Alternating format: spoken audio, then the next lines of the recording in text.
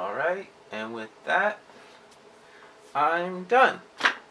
Okay, so I guess I don't have an episode until February, so I have a lot of free time now. I know what I can do.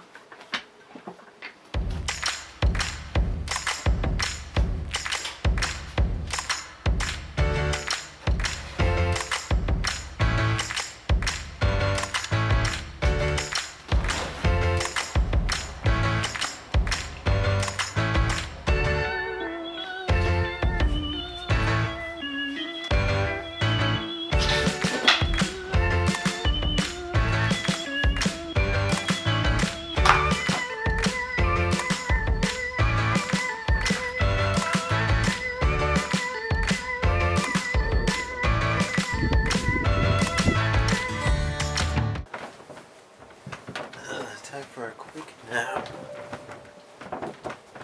Oh, Flash, you want to join?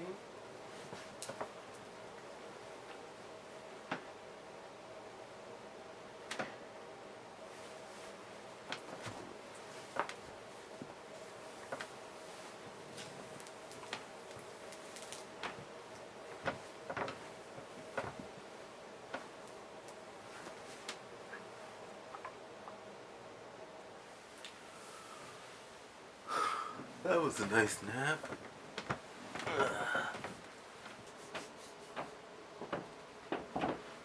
Alright. What time is it? Oh, it's only 6:37. That's not too bad. Wait a minute. The 25th? Haven't even started reading comics yet.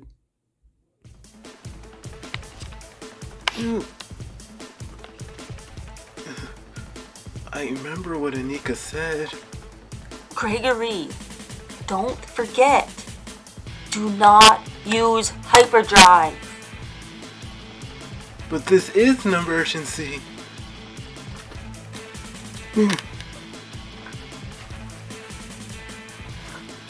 I'm sorry, Anika.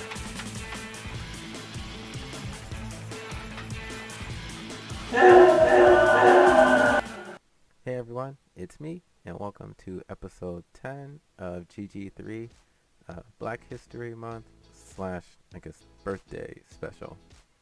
I hope everyone is enjoying 2021 so far, even though not really much is passed. I guess a month is a decent amount, but yes.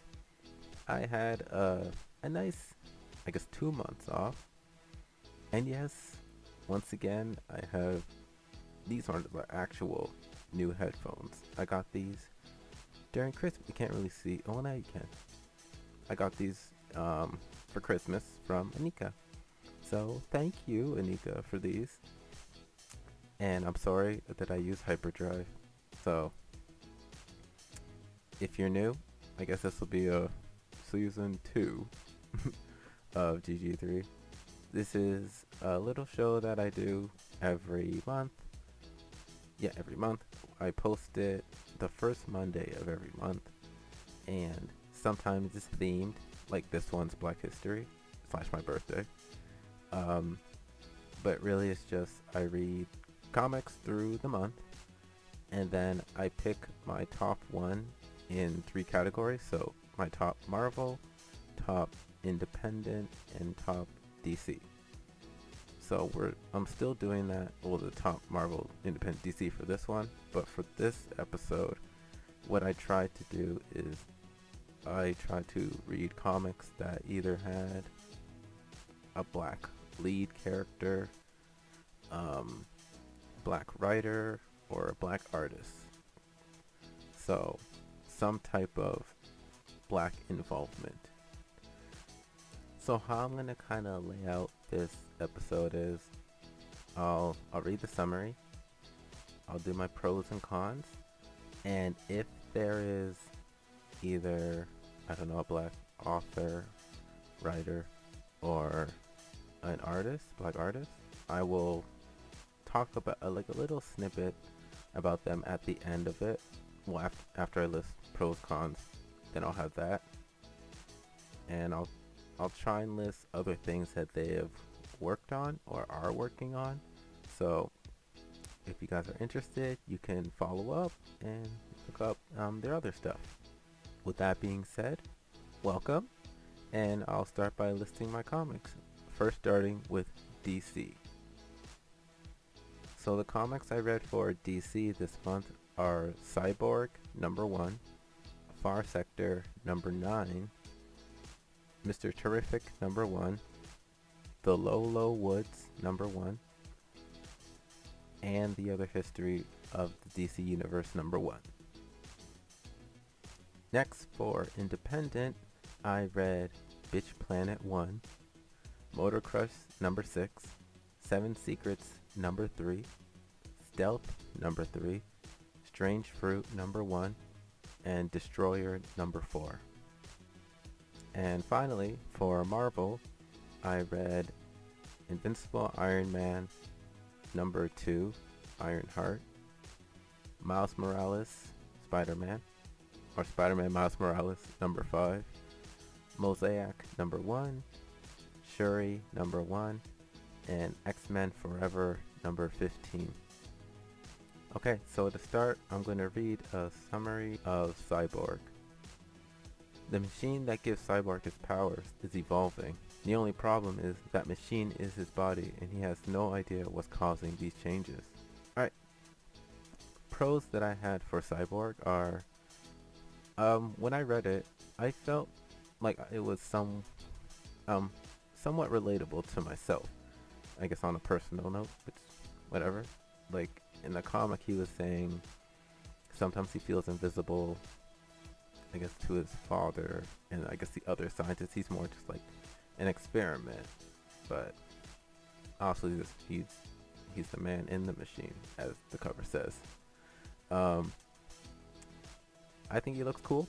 That's another pro, and I'm interested in where the story will go if I continue reading, which I feel like I will. I'd like to, I should say, but I have a whole stack of comics I want to read, so I'll add that to my to-read list. Finally, another pro that I had was it shows that Cyborg he's not just a superhero, he's still a human and someone's son. He just wants to be seen and shown some love from the people important to him. Isn't that what we all want anyways? A con that I had with Cyborg is when they showed a scene as to why he has a new look, but I don't recognize this event. Well, it's only from #1. I don't recognize this event in #1, so I think they reference from before, like something happened and then etc etc. So it's just, I would just have to look it up if I'm that curious to really know why. So what I was able to find with the comic Cyborg is that the writer is David F. Walker. So he's a comic book writer, a filmmaker, journalist, and educator. He also has worked on comics such as Shaft, Luke Cage, and Tarzan on the Planet of the Apes. What a combination. Now here's a summary for Far Sector 9. Joe's investigation into the conspiracy at the heart of the city Enduring takes her to Platform Solid Ground, an alien farmland where most of the city's food comes from. But what the headstrong Green Lantern discovers there shakes even her to the core as Far Sector's thrilling threads of murder and machinations build to a fever pitch. Pros that I had for this is great art, as usual. Nice to see an issue where we see Joe, the ex-cop slash ex-soldier, and not Joe, the Green Lantern. Not like she's not cool, but it's nice to see her alter ego. You know, they're kind of the same, but you know what I mean. And I enjoy the characters and their humor. Alien Peen! A con I had with it was I feel like I missed something that happened, only because I know when Anika read it, she seemed really worked up over something. She's like, I need someone to talk to about it. And I read it, and I don't know. I guess I didn't feel unless it says I feel like I missed something. I just didn't feel like, ah. But yeah, still good. So now for Far Sector, the writers are Norakita Jemisin. I'm sorry if I butcher names too. She's an American fiction writer. She has also written the 5th season and The City Born Great. And also, the artist Jamal Campbell Rice, or I guess he goes by Jamal Campbell. He is a freelance artist who works out of Toronto, Canada. And he's done work on Naomi, Mighty Morphin Power Rangers, and Riri Williams' Ironheart. Next, summary for Mr. Terrific. Uh, the world's third smartest man and one of its most eligible bachelors uses his brains and fists against science gone mad in this new series from Eric Wallace and Roger Robinson. Michael Holt is the head of a successful high-tech corporation and an institute that recruits and encourages the finest minds of the next generation to excel. As Mr. Terrific, he inhabits a world of amazement few others know exists, let alone can comprehend. Pros that I had for Mr. Terrific was I don't know much about him, so it was very interesting to hear his backstory. Another one I had is if he's the third smartest hero in I guess this world, I wonder who is second and first. If you guys know, I guess just put in the comments. I like it's cool how he uses his his orbs to move around. It almost reminds me how Frozone kind of skated around in The Incredibles. Cons I had, nothing. I just when I was reading it, I was thinking, do people know his secret identity? Because if not, all they would really need to do is find a guy with jacked arms and tattoos for fair and play on both his arms. There must be more to it, but yeah. And finally, personally, I didn't really like his costume. I've seen another variation of him, I believe, in Strange Adventures, and I like that one more. I don't know if the costume under is the same, but he wears a leather jacket, I believe, and I think that looks cool. The writer for Mr. Terrific is Eric Wallace, who also wrote some episodes for the CW show The Flash in seasons 4, 5, and 6. Next, here's a summary of the Lolo Woods. Shudder to think, PA has been on fire for years. The coal mines beneath it are long since abandoned. The woods are full of rabbits with human eyes, a deer woman who stalks hungry girls, and swaths of skinless men. And the people in Shudder to think, well, they're not doing so well either.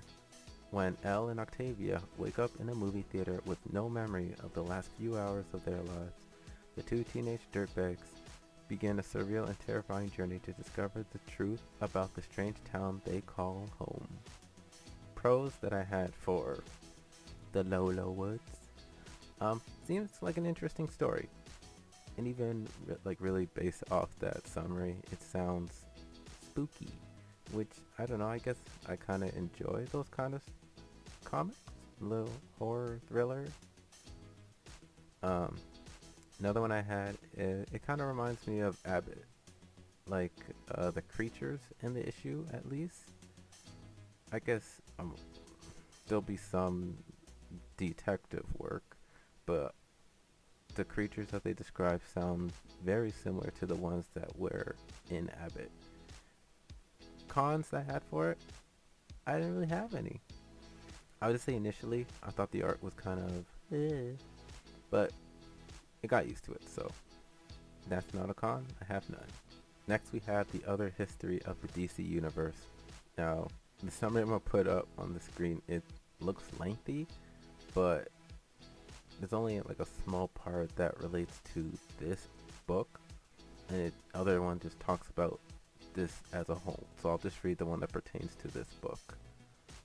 Issue 1 follows the story of Jefferson Pierce, the man who will one day become Black Lightning, as he makes his way from being a young track star to a teacher and ultimately to his role as a hero. Pros that I had for this was, when I was reading it, it felt very poetic, and I don't know, just I guess the words they use, how it kind of flows, the I guess the symbolism in it. It was very nice. It was very interesting to take on the emergence of superheroes, and I guess, yeah, final pro. I realized when reading it, which this is probably just his character, because it's his similar backstory, so it'd be the same anywhere. But Black Lightning is a character who sacrifices a chance at a normal life, so with his family, to help his community, and he usually questions his choices a lot. I guess in many different iterations, old iterations like the TV show, comics, but if he has a similar backstory, then obviously this would carry out through each iteration. But yes, he's very noble. One con I had for this, and this is just me, it was quite long. And this is only a con to me because I'm a slow reader. And I guess when I was reading it, I was kind of like thinking in the back of my head, it's like, come on, Greg, I'll finish this. Gotta read other stuff for GG3. So I feel like it was more the pressure I put on myself to finish in a timely manner. But that's just me, and that's just, I guess, in this situation. So the author for this is John Ridley, who is an American screenwriter, television director, novelist, and showrunner. He is known for 12 Years a Slave. I believe he was a producer on it. American Crime, the anthology, and What Fire Cannot Burn is a novel. Now we're moving on to our independent section, and to start it off, we're doing a summary for Bitch Planet. So the series is a feminist portrayal of the exploitation film genre and takes place in a dystopian reality where non-compliant women are sent to an off-planet prison. Hence, Bitch Planet.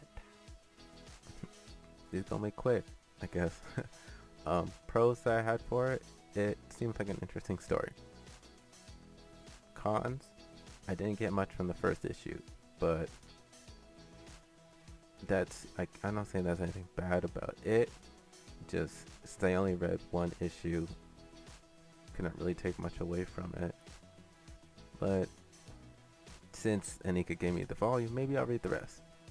The artist for Bitch Planet is Valentine Delandro, and he is a Canadian comic book artist who's done work on Marvel Knights 4 and X Factor. Next, here's a summary for Motor Crush 6. While Domino Swift struggles to comprehend her jump forward in time, we cycle backwards to learn more about her father's former racing career, the story of his missing leg, and his secret connection to the machine narcotic Crush. Pros that I had for Motor Crush is I like the backstory that they were giving us about the father and the drug Crush. Very interesting. Obviously it fleshes out the character of the dad more than obviously just besides being the, Domino's dad and the protector. Cons, to be honest, it's been a while since I read Motor Crush, and I really liked it before, so I was excited to when I realized that I could read Motor Crush for this month, and I'm like, yeah, it works. I was excited to find out what happens to Domino, especially after what happened in the last issue. But unfortunately, didn't really get any answers for that, because as it said, this issue was more about her dad. She was in it, but it was more about her dad's passing and about the drug crush. Next up, we got 7 Secrets.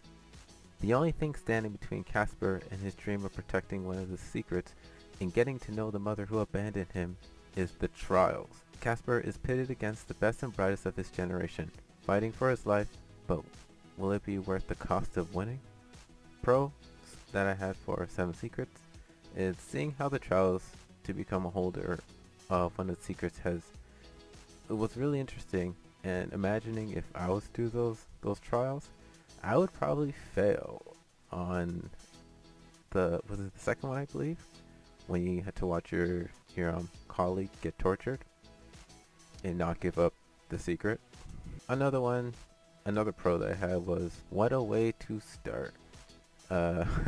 Dropping off a headless body and the head in the sack.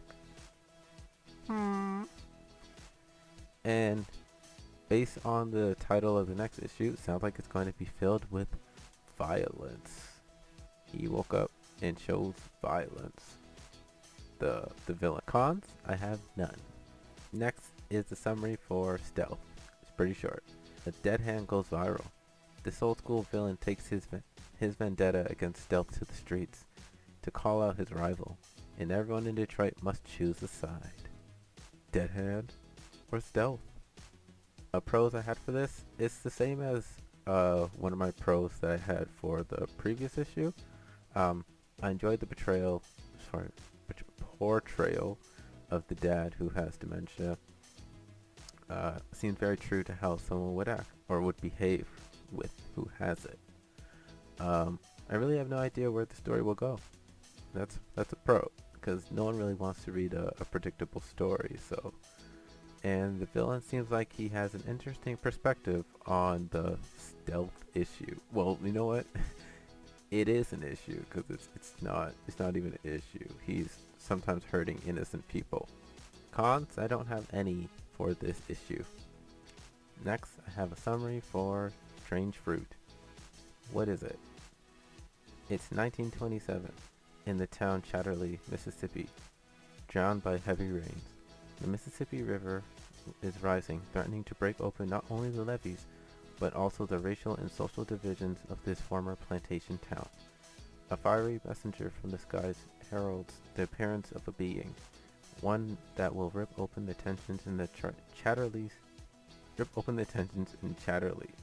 Savior or a threat? It depends on where you stand. All the while, the waters are still rapidly rising. A pros I had for this, the art in this book, it looks like it would be in like a museum.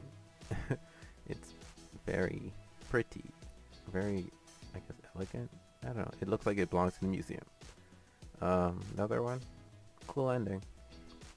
Cons, to me, it starts off as like a typical story in that time period, which I guess it's supposed to be, but I don't know. I guess that story to me kind of played out. Yeah, I don't know. But to be fair, that was an issue, a big issue in that time, so I can't get mad at that. Also, one thing that I found with this is there was actually, I guess before, some type of like controversy around this comic. It was because it was written and the art was done by white American author and artist. So people were saying it's what is it? It was like the story of it centers around racism of black people. So it's their story told by the oppressor group, I guess. I didn't know this until I researched this, but it seemed okay. Also, this is it's a touchy topic. It's unfortunate. It's I guess it's a missed opportunity for a black author and a black artist to collaborate and produce this. But what can you say? Last but not least, here's a summary for Destroyer number 4.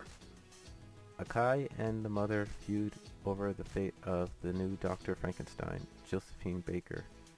But just outside the remote Montana cabin, sinister forces arrive to eradicate any survivors of the battle. Pros that I had for this story is Akai's ability seemed cool, and it's like a deconstruction and repurpose of materials. So it's be a cool ability to explore further. Another pro it has, I want to talk to my house and it serves me, but based on how technology is advancing, it seems like we're on that right track. Right, Google? Hey, listening. A final pro that I had was seeing the progression of the scientist and I think it was ex-Marine, his dad, developed while eating lunch was sweet. So sweet. Cons, I didn't have any for this issue. The author for this comic is Victor Lavelle, who is an American author. His work includes Slapboxing with Jesus, The Ecstatic, and Big Machine. Also, the artist for this comic is, apologize for saying your name wrong, GG3 Smith. He is an American comic book artist, animator, and designer since the early 90s, and he's done work on Shaft, Bionic Man, and Men in Black. Now we're on to Marvel, and to start that off is Invincible Iron Man. A new Iron Age begins.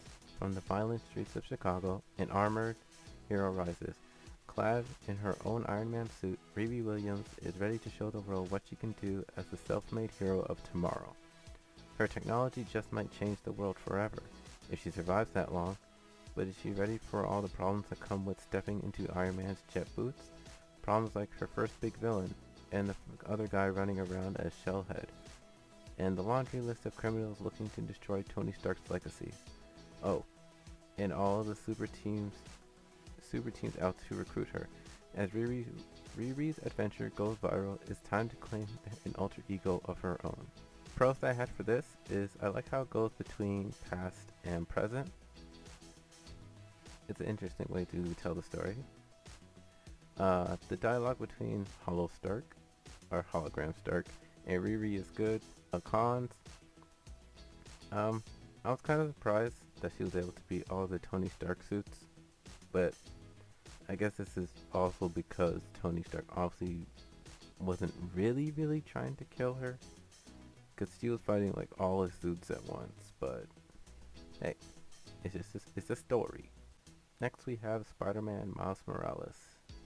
Tombstone is not happy with Miles taking out his weapon supplier and taking drastic measures.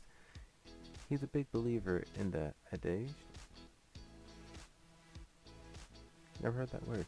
If you want a job done, you have to do it yourself. All the while Miles is still juggling school, superheroing, and his love life.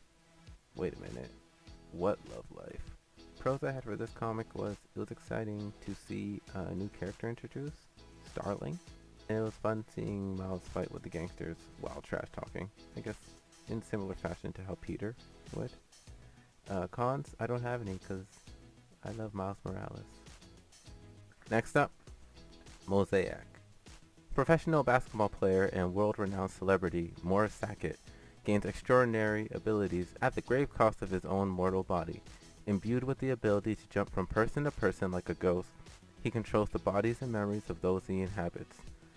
With his own body destroyed, the one-time superstar athlete must rely on others to survive. The saga of the newest Marvel Inhuman Mosaic begins here. Pros that I had with this comic is I love the art.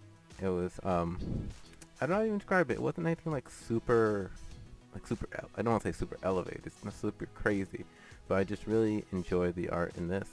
Story was very interesting. Cons. Story is, at least in this issue, slightly hard to follow. at points, but that's just because this is him learning his powers. So um, I guess his powers is a mystery as much to him as it is to us.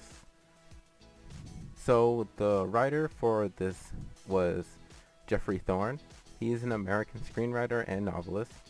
Some things he has written is Black Panther, Soul of a Machine 2 and 7, and Future State Green Lantern 1. The artist for this was Carrie Randolph, American comic book artist who has done art for Tech Jacket, Starborn, and Excellence. Next we have Shuri.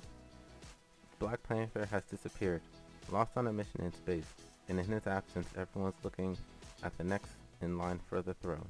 But Shuri is happiest in a lab, surrounded by gadgets of her own creation.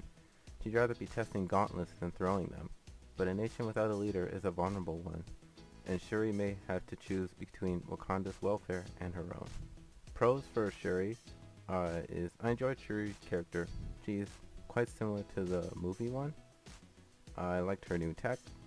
Very, I don't know, interesting. I think cool.